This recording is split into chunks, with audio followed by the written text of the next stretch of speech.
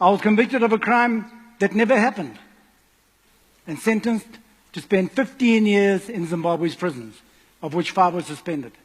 Without a body and on presumptions, I was convicted of drowning a poacher, arriving at my first maximum security prison, still in handcuffs and leg irons like a dangerous animal. They had me stripped naked, stark naked. I was escorted through huge wooden doors into the maximum security exercise yard. Thousands of curious prison eyes followed me, wondering what this white man was doing here, since I was the only one. Take what you fear most, then multiply it by 10, and maybe you'll understand the paralyzing fear I felt as I walked through that courtyard naked. I shared a cell with 78 other inmates, 13 meters long, 3 meters wide. Each person had 33 centimeters of space marked out on the walls in chalk. We all faced the same direction. When you turned over, it was all together. As cushioning against the cold concrete floor, you'd fold 2 of your paper-thin, worn-out, lice-ridden blankets several times to fit your space, then covered yourself with a third one. Can you imagine the discomfort? Not even the breath you take is your own.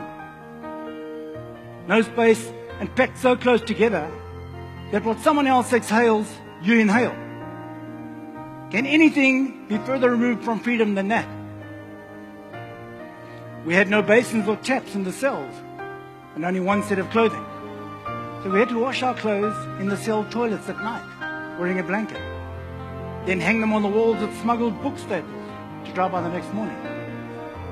In 2005, Harare City ran out of water. For 3 years, while in Chikurubi Maximum Security Prison, each prisoner was allocated only 1 plastic cup of water a day. That was to drink, clean your teeth, wash your face, bath, everything, for 3 years. But all that being said, I believe that beyond every severity lies an opportunity. And that experience gave me the opportunity to get to know hidden attributes about myself and time to consider some really important things in life. My life in chains taught me many lessons, and that's what I'd like to share with you now. My first lesson was about forgiveness. The humiliation of being labeled a murderer in terrible conditions were extremely hard to deal with, as was the pain of my bitterness, anger, hatred, frustration, and revenge for what they'd done and were doing to me. I hated them bitterly, and initially would lie there for hours, wishing every terrible thing on each of them in turn. The poacher, the police, the judge, the ministry, and all who were involved in my conviction. In the end, I was only hurting myself. I was carrying all that in my head and beating myself up for nothing. The single biggest lesson I learned in prison was true forgiveness. I now know what Nelson Mandela meant by forgiveness. Another big lesson I learned was the power of a positive mental attitude. I learned not to let past thoughts hurt me. The past only exists in your head. It can only come to life if you let it. To be able to find positives in all the negatives going on around me brought hope. Finding happiness in even the smallest things that happen in prison kept me healthy. Those who couldn't died.